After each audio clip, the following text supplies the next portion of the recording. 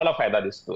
बरं, ही योजना विशेष करून MSMEs ज्याला आपण म्हणतो ना, सूक्ष्म लघु आणि मध्यम उद्योग, लघु उद्योग आणि पहिल्यांदा निर्यात करणारे जे असतात, फर्स्ट टाइम एक्सपोर्टर्स, तर अशा प्रकारच्या व्यावसायिकांवरती लक्ष केंद्रित करणार आहे।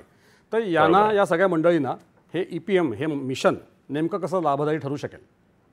हे कसं आहे ना, आपण पहिल्यांदा पाहूयात लघु मध्यम उद्योग म्हणजे काय। तर जो उद्योग 500 कोटींपेक्षा कमी आहे त्याला आपण लघु मध्यम उद्योग असं म्हणतो भारतामध्ये सध्या। आता हे लघु मध्यम उद्योग जर आपण पाहिले तर देशामध्ये 10-1 कोटी लघु मध्यम उद्योग आहेत। यांच्याकडे 30-1 कोटी लोक काम करतात आणि आपण जसं बोललात आशुतोषजी, त्याप्रमाणे 45% आपली निर्यात, म्हणजे जेव्हा $100 निर्यात होते त्यातली $45 निर्यात ही लघु मध्यम उद्योजक करतात। बरोबर। मात्र जर आपण पाहिलं, जरी ही 5-10 कोटी लोक असतील, 10 कोटी आहेत त्यातले मॅन्युफॅक्चरर 3-1 कोटी असतील, तरी सुद्धा निर्यात करणारी फक्त 3-1 लाखच लोक आहेत। अच्छा। हा, म्हणजे निर्यात करणारी खूप जास्त नाहीयेत, म्हणजे एका सायझेबल निर्यातीच्या पुढे जर आपण पाहिलं तर ती निर्यात करणारी जी रेकॉर्डेड निर्यात आहे ती कमी आहे।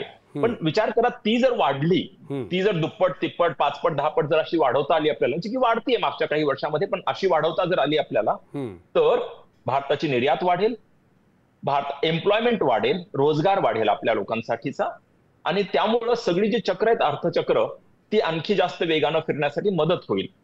आणि हे सर्व करताना पहिला जो, त्यामुळे हे 3चं आपला जर 20, 3चं 6, 18, 30 असं करायचं जर असेल मल्टिपल मध्ये, तर फर्स्ट टाइम जे एक्सपोर्टर आहेत, पहिल्यांदा जे निर्यात करतायत त्यांच्यावरती लक्ष केंद्रित करणं आवश्यक आहे। कारण जे अगोदरच करतायत निर्यात, त्यांना थोड्याफार प्रमाणात माहिती आहे, त्यांना थोडासा आणखी जास्त फायदा होईल।